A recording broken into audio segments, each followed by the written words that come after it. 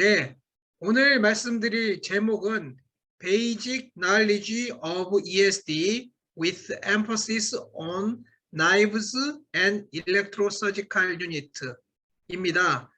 ESD에 대한 강의는 여러 측면에서 할 수는 있으나 오늘의 강의는 인스트루먼트, 특히 나이프, 그리고 EUS에 대한 내용이 되겠다라는 얘기고요. 오늘 강의의 흐름은 왜 ESD 시술인가? 왜 기존에 사용했던 EMR이 아니고 ESD라는 시술을 하지 않을 수가 없는가? ESD는 어느 장기에서 가능한가? 그리고 세이프티 컨선은 없는지, 어떠한 디바이스를 사용할 수 있는지, 조기유압 내시경 치료할 때 나이프를 하나만 써야 하고 되어 있는데 두 개를 쓸 수 있는 경우는 없는지, 그리고 맨 마지막에 일렉트로 서지컬 유닛 ESU에 대해서 말씀드리겠습니다. 그러면 첫 번째 토픽, 왜 ESD 시술인가? 선종과 조기위암의 내시경 절제술은 여러 가지를 할 수가 있습니다. 절제한다는 측면에서는 선종이나 위암이나 비슷하기 때문인데요. 아무래도 선종은 아직 암이 되지 않으니까 좀 더 작고 합병증이 적은 시술을 할 수 있고, 위암은 이미 암이 된 상태고 재발 위험이 있고 재발하면 생명을 위협할 수 있기 때문에 좀 더 크고 어쩌면 위험할 수도 있는 시술을 하거든요. 따라서 작은 선종은 EMR로 치료하고 있고요. 큰 선종, 암으로 진단이 바뀔 가능성이 높은 큰 선종이나 이미 암으로 확인된 증례는 ESD로 조금 폭넓게 시술하고 있습니다. EMR에는 인젝트 앤드 컷, 그대로죠. 인젝션을 하고 스네어로 잡아서 자르는 방법. EMR-C, 캡을 이용한 EMR, EMR-P, 프리커팅을 이용한 EMR 등등이 다 가능하고요. ESD는 여러 가지 나이프를 이용해서 시술을 할 수 있습니다. 나이프의 종류는 크게 두 가지인데요. 니들 타입 나이프, 볼 타입 나이프입니다. 대표적인 EMR 방법인 EMR-C는 내시경 끝에 트랜스페런트 후드, 패러렐 한 것도 있고 오블리크 한 것도 있는데요. 트랜스페런트 후드를 장착한 다음에 병소 아래에 주사를 해서 병소를 들어 올리고 스네어를 걸어 놓고 흡인, 석션을 해가지고 병소가 스네어 안으로 들어오면 자르는 방법입니다. 30년쯤 전에 이노우에 선생님이라는 분이 개발한 방법이고요. 저도 처음에는 이 방법을 사용하였습니다.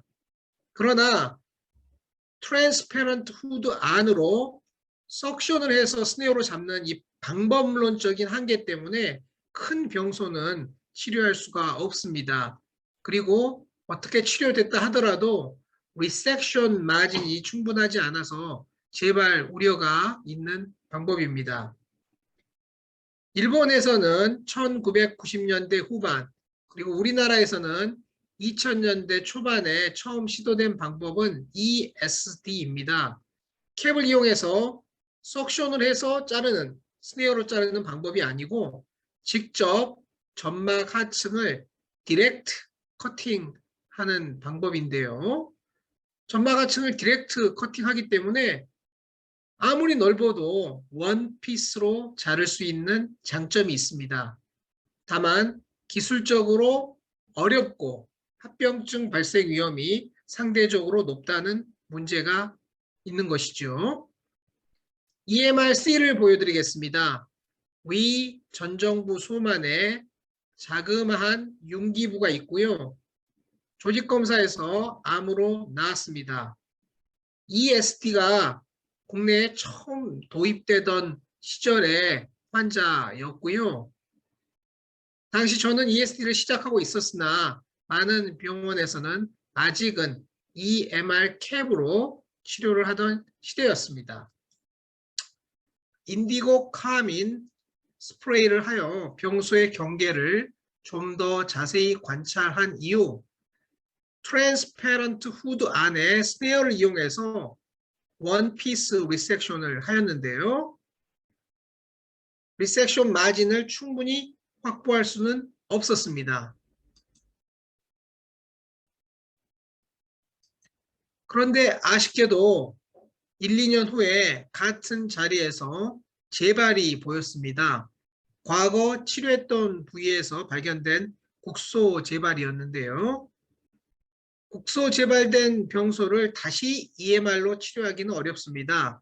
따라서 아직 ESD 경험이 충분치 않던 시절이었음에도 불구하고 일단 ESD를 시행하였습니다.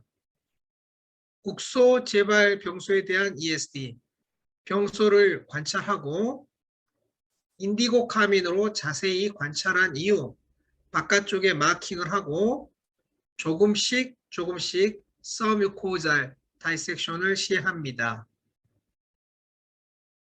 완전히 절제하고 난 다음의 모습이고요.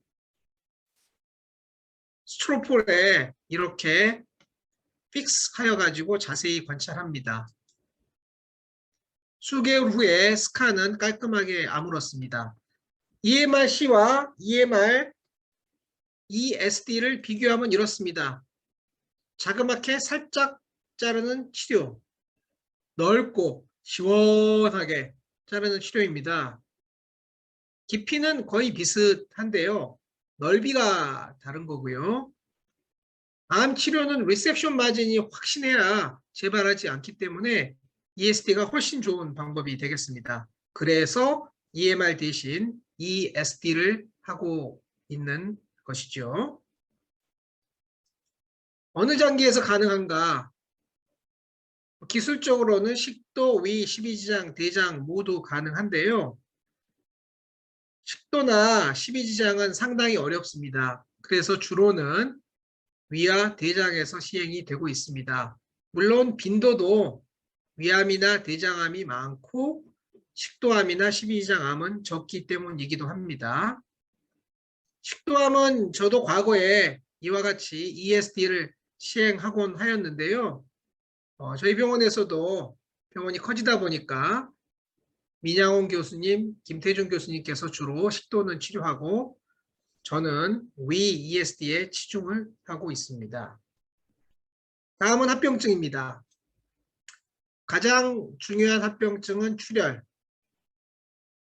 그 다음은 천공, 그 다음 기타 다양하게 가능한데요. 일견 천공이 위험할 것 같은데요. 천공은 구멍이고 급작스러운 복통을 일으키고 천공이 작으면 내시경 치료, 조금 더 크면은 수술, 아주 작으면은 항생제와 금식 이렇게 치료하면 대부분 해결할 수가 있습니다. 그런데 이 출혈은요, 급작스럽게 다량의 출혈을 하면 환자가 쇼크에 들어갈 수도 있고 경우에 따라서는 사망할 수도 있는 거거든요. 그리고 환자가 3박 4일 이후에 집에 가서 한 달 사이에는 언제든지 보통은 1, 2주 사이에 집에서 출혈할 수 있거든요. 그러면 매우 위험해질 수 있습니다. 그래서 ESD 초보자들은 천공을 두려워하고요. ESD 엑스퍼트들은 출혈을 두려워합니다. 출혈이 훨씬 무섭습니다. 과거에 있었던 천공예인데요. 2005년이니까 제가 ESD 시행하고 2년째 되던 해인데요. 시술은 비교적 깔끔하게 잘 됐다고 판단이 되었는데 바닥을 자세히 살펴보니 자그마한 천공이 있었고요.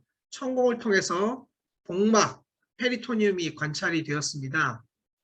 내시경 클립을 이용해서 클로즈 해 주었고요. 며칠간 금식하고 수술 없이 회복하였던 증례가 되겠습니다. 다음은 디바이스에 대해서 설명을 합니다.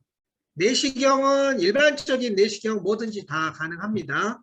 물론 올림푸스에서는 260J, J가 워터젯이거든요. 워터젯이 가능한 ESD 혹은 290 시스템에서는 HQ290이라고 해서 워터젯이 있는 내시경을 사용하면 되는데요. 후지필름이나 펜탁스에서도 최근에는 진단과 치료를 겸한 내시경이 나오고 있기 때문에 그냥 아무 내시경으로 다 할 수 있다. 회사마다 장단점이 있다. 이렇게 생각하고요. 저는 너무 무거운 내시경보다는 약간 가볍고 잘 움직이는 내시경을 좀 더 선호하고 있습니다. 290HQ 내시경으로 ESD 하는 경우는 좀 드물고요. 아직도 260J나 펜탁스, 이메이지나 I10C 좀 작은 내시경으로 시술하고 있다.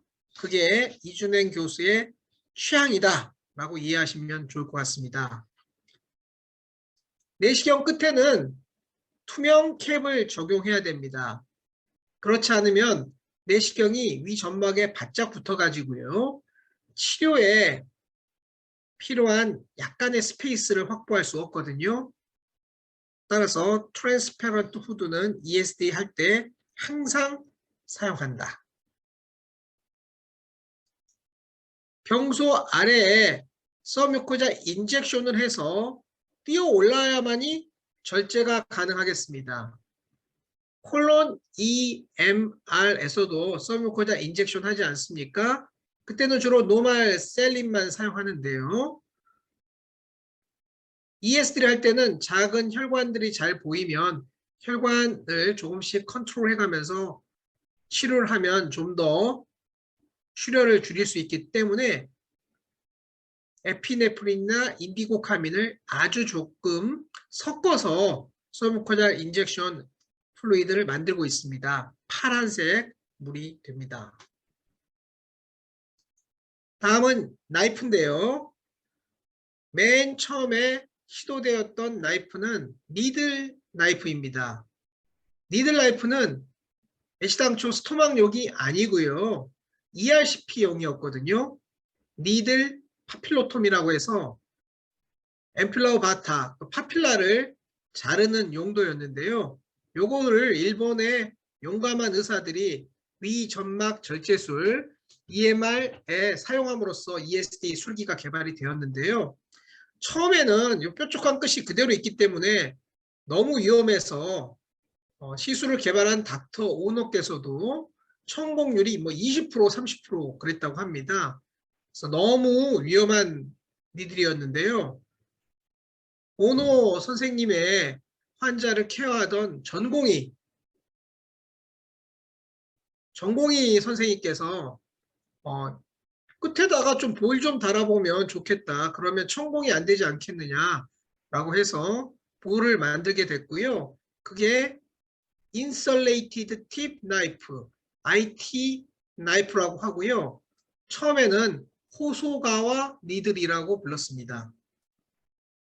오노 선생님이 말하자면 교수고 아이디어를 낸 사람은 호소가인데 문화가 좋지 않은 그런 의국에서는 전공의 선생님이 아이디어를 냈어도 교수님이 이름을 독차지해가지고 오노, 니들 이렇게 붙일 수도 있지 않겠습니까?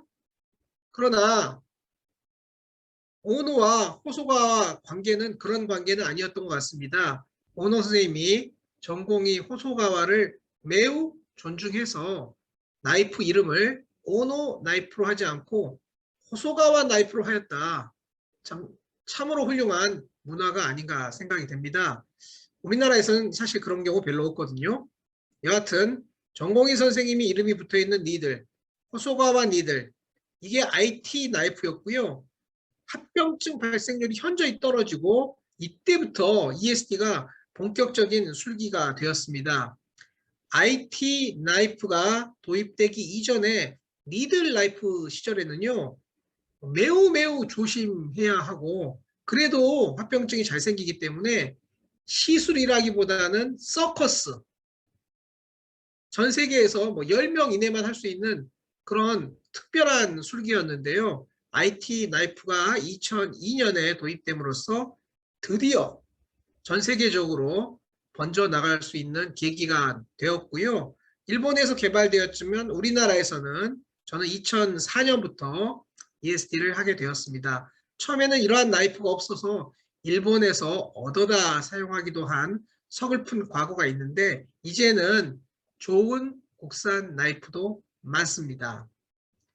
IT 나이프 이후에 개발된 나이프가 플러시 나이프, 플렉스 나이프, TT 나이프이고요. IT 나이프가 개량돼서 IT2 나이프가 되었고요. 플렉스 나이프가 개량돼서 듀얼 나이프가 되었고 비슷한 시기에 후크 나이프도 나왔습니다. 여기까지가 클래식, 스탠다드, 제페니스 ESD 나이프이고요.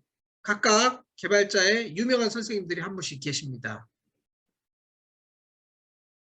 그 이후에는 매우 많은 회사에서 다양한 아이디어로 다양한 제품을 만들었습니다. 일견 비슷해 보이지만 컨택트 에어리어 측면에서 약간씩 다른데요. 니들라이프는 컨택트 에어리어가 적기 때문에 컷은 잘 되지만 코아귤레이션은 잘 안 되는 단점이 있었고요.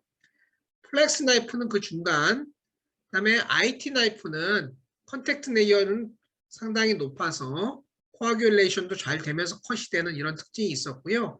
스네어는 컷은 거의 되지 않고 코아귤레이션이 많이 들어가서 컷 효과가 나타나는 그런 과정이 되겠습니다. 조금씩 다르다 이런 내용이고요.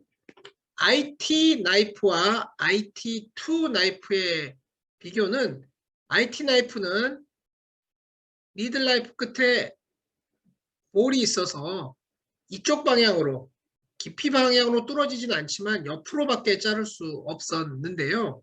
IT2 나이프는 IT 나이프 안쪽에 트라이앵글 쉐입의 별도의 정극을 설치함으로써 기존의 IT 나이프에 비해서 당겨서도 자를 수 있는 그런 각도가 나왔거든요. 이때부터 시술이 매우 편해졌고요.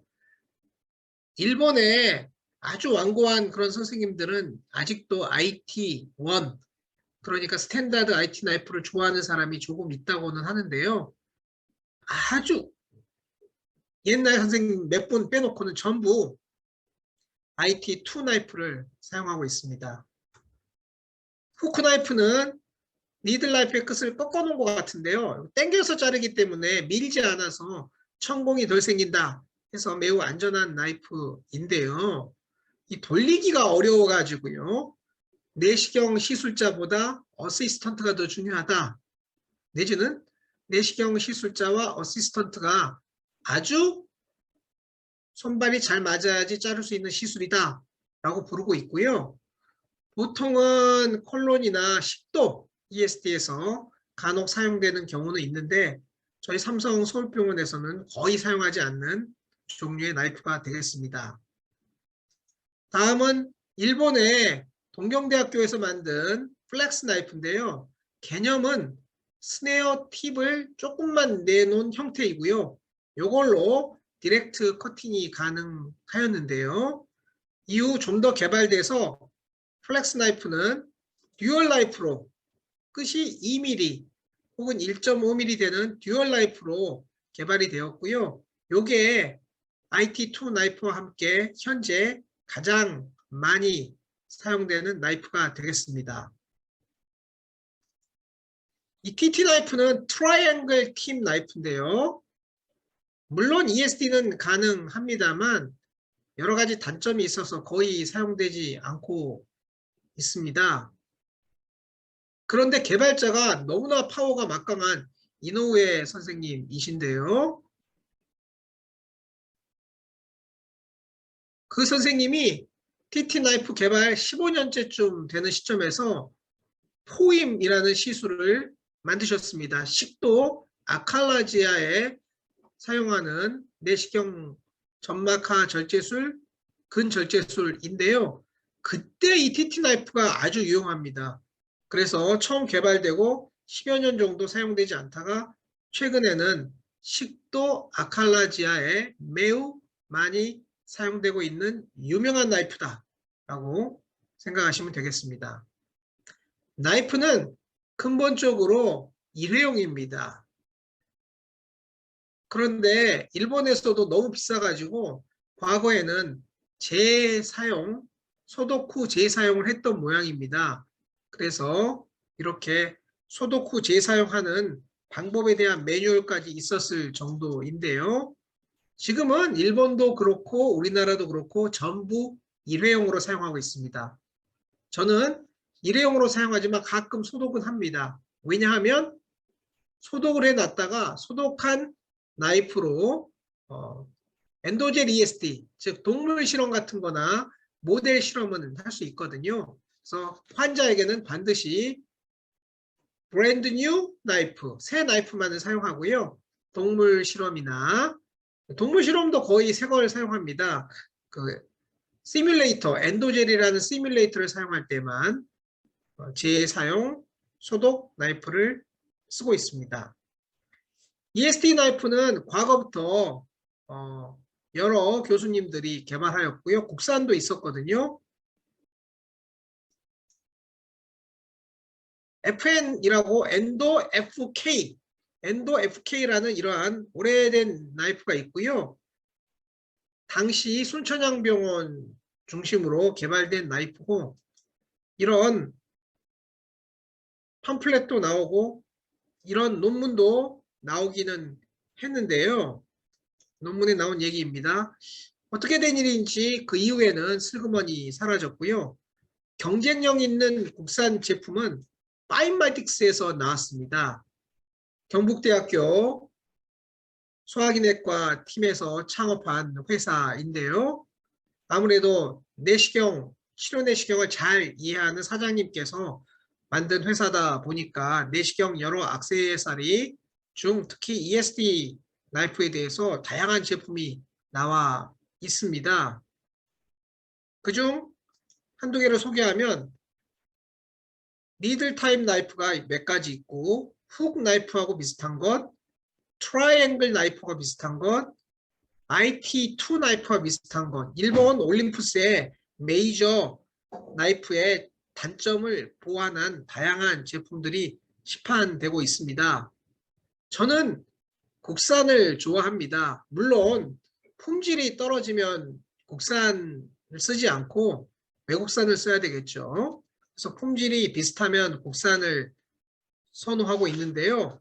아무래도 일제가 좀 더 기술력이 좋은 것 같긴 합니다만 어려운 시술이 아니면 국산 나이프도 얼마든지 사용할 수 있다. 시술례를 보시면 전 정부에 작은 용기형 병소가 있고 인디고 카민을 통하여 자세히 살펴본 후 파인메딕스 나이프를 통하여 마킹을 시행하고 서뮤코잘 인젝션, 파셜 서뮤코잘 커팅, 디렉트 서뮤코잘 다이섹션, 지혈, 스페시면 바닥, 스페시면 그래서 내시경 절제술을 깔끔하게 시행할 수 있습니다. 현재 올림푸스나 다른 회사 모두 파인메딕스도 마찬가지로 워터젯 펑션들이 먼저 있고요. 사실 워터젯 펑션 있는 나이프는 올림푸스보다 파인메딕스에서 먼저 했다라는 이런 광고도 보았는데요. 여러 가지로 다양하게 이해할 수 있습니다.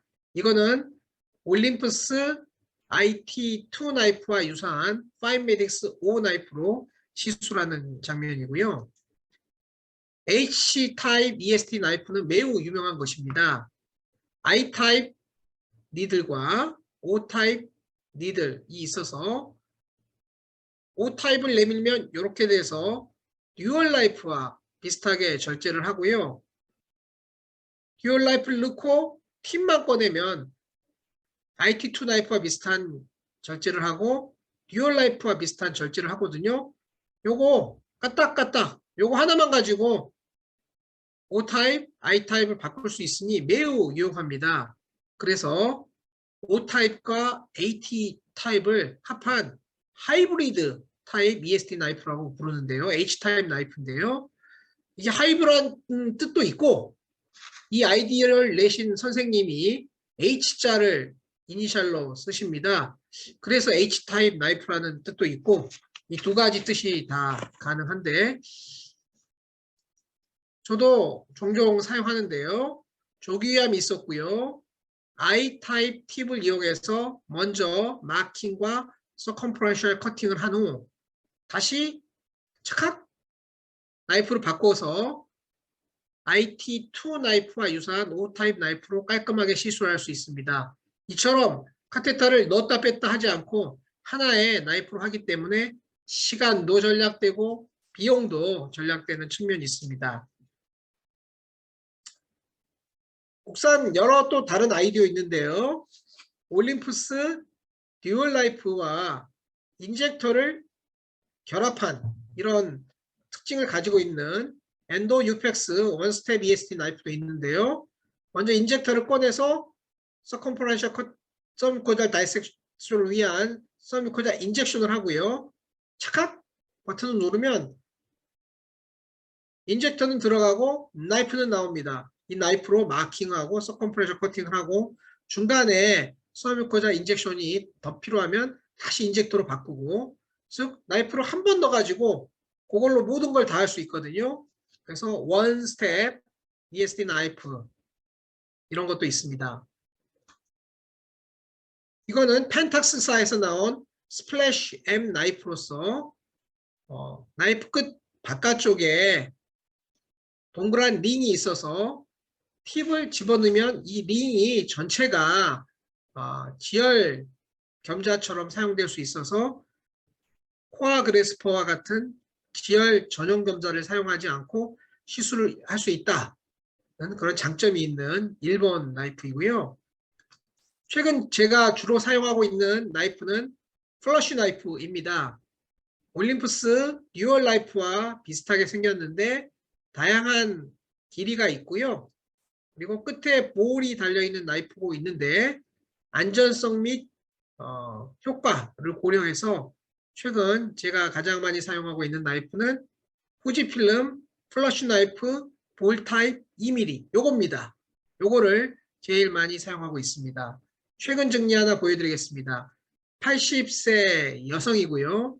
내시경상 전정부 원이 소만 미세 점막 병변이 있어서 조기유암으로 판단된다 라고 ESD 위에서 의뢰되셨습니다.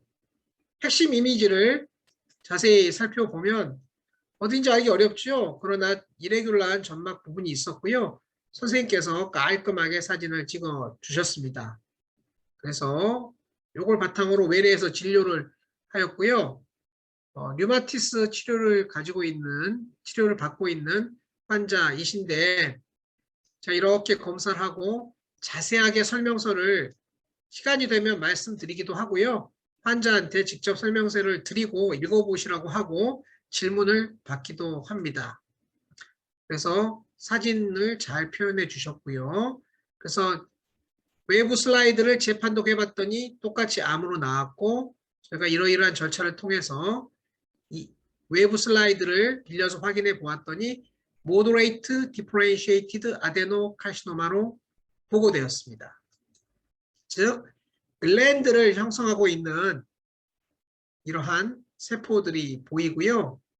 뚜렷하게 백투백 어피어런스도 보이고 글랜드 바깥쪽으로 좀 삐져나가는 듯한 모습이 보여서 어그리 루킹 셀들이 글랜드를 형성하고 있는 Moderate Differentiated Adenocarcinoma였습니다. 인디고 카민을 뿌려서 병소를 살펴보았고요. 평소에 경계가 어딘지 잘 알기 어렵지 않습니까? 이럴 때는 마킹을 넉넉하게 하고 넓게 자릅니다. 병소의 경계가 명확하지 않을 때에는 여러 가지 검사를 통하여 병소의 경계를 명확하게 하는 방법도 있고요. 그냥 좀 넉넉하게 잘라버리면 되는 방법도 있습니다. 저야 당연히 후자를 좋아하죠. 그래서 넓게 자르는 시술을 하였고요. resected 스페시멘은 이렇게 나왔습니다. 최종 병리 결과는 moderate differentiated tubular adenocarcinoma, intestinal type, 크기 10mm, muscularis mucosa, 리섹션 마진이 다소 애매했는데 11mm, 8mm, 14mm, 10mm 넉넉하게 나왔고요. 림포, 비너스, 뉴랄 인베이전은 없는 큐러티브 리섹션으로 잘 나왔습니다. 제가 사용해보지 않은 나이프도 여러 회사에서 나오는데요. 독일 계통에서는 이렇게 올림푸스사의 내시경을 약간 변형한 듯한 모습을 가지고 있는 나이프가 나오고 있고요. 품질이 매우 좋다고 알고 있는데 가격이 다소 비싸고 저희 병원에는 아직 도입되어 있지 않아서 저는 개인적으로 사용한 방법은 없습니다. 사용할 방법은 없는 상황입니다. 다음에 자를 수 있는 나이프식으로 개발된 ES도 있어서요. 조금씩 자르는 게 아니고 조금씩 가위질로 병소를 절제하는 방법도 있다고 합니다. 지혈 도구는 현재 오사의 코아그레스포라는 제품이 거의 독점적으로 사용되고 있는데요.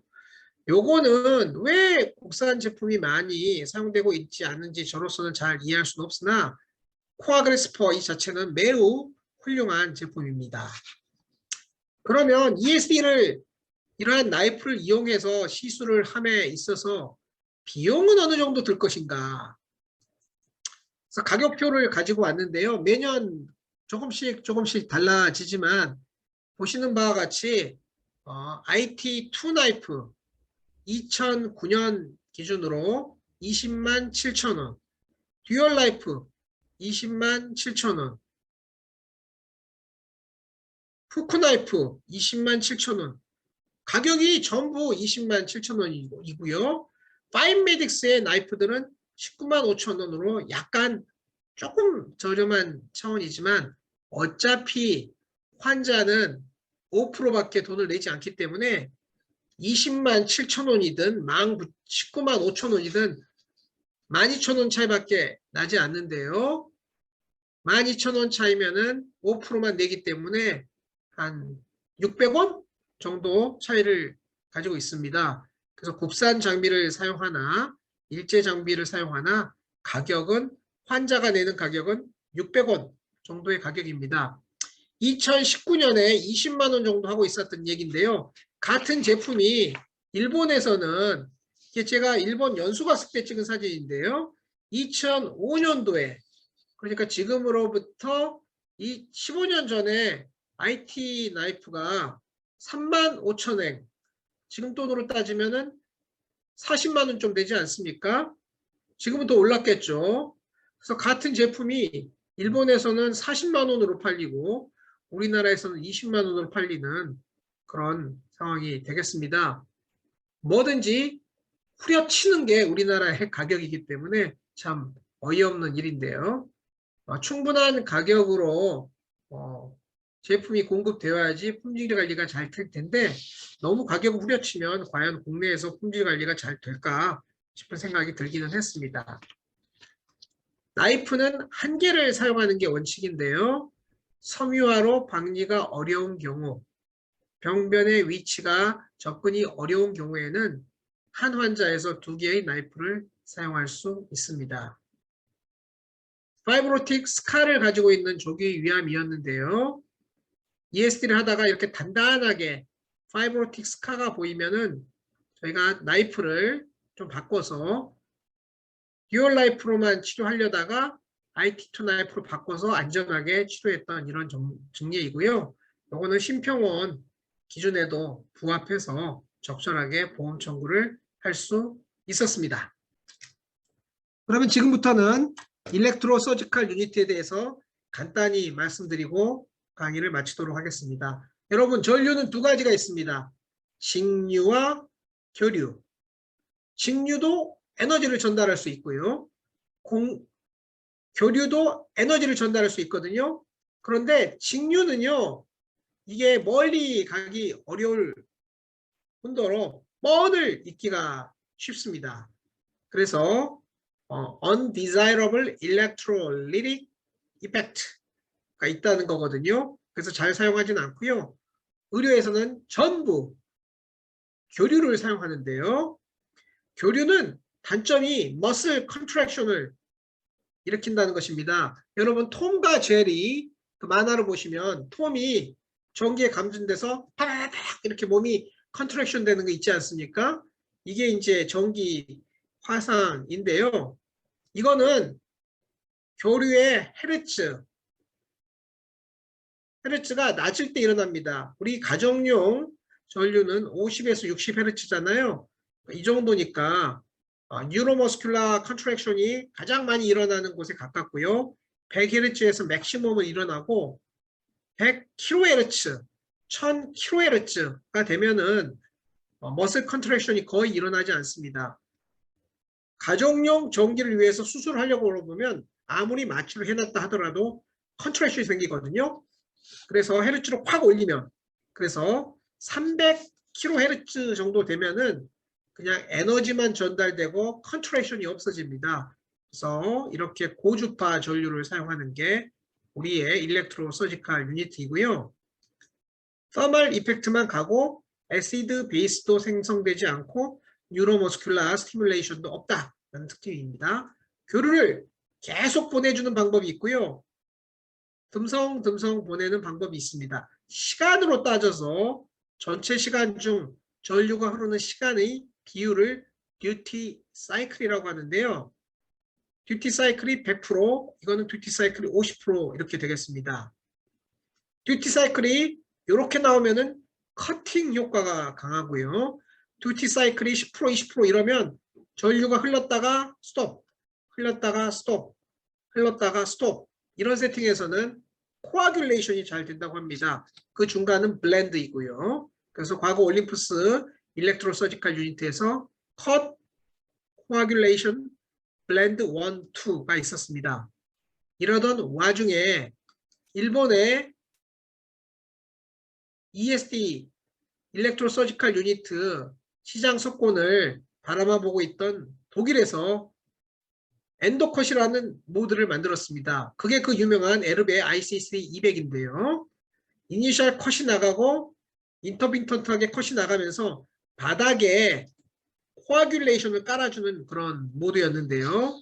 이게 좀 더 개발돼서 현재 거의 대부분 병원에서 사용하고 있는 모드가 ICC300D입니다. 물론 저희도 이걸 사용하고 있고요. 뭐 그냥 모든 병원에서 쓰고 있다. 완전 석권됐다라고 보시면 되고요. 엔도컷 IRQ가 가능하고 이펙트, 듀레이션, 인터벌을 조절할 수 있습니다. 그래서 컷과 코아듈레이션 중에 이펙트를 올리면 컷은 전기 흐름이 자동으로 조절되거든요. 그대로고 코아듈레이션이 올라갑니다. 그래서 이펙트를 올리면 코아듈레이션이 깔아주는 코아듈레이션이 올라가고요. 듀레이션은 하나하나 컷에 잘리는 단면, 즉 길게 잘립니다. 그리고 인터벌은 삑, 삑, 삑 이렇게 나갈 수도 있고 삑삑삑삑삑 나갈 수도 있는 거잖아요. 그래서 인터벌은 컷 듀레이션을 조절합니다.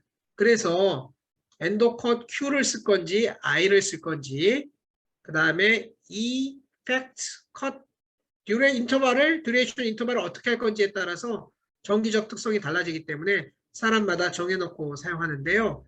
저는 좋아하는 모드가 엔도컷 I, 이펙트 3, 듀레이션 3, 인터벌 3입니다.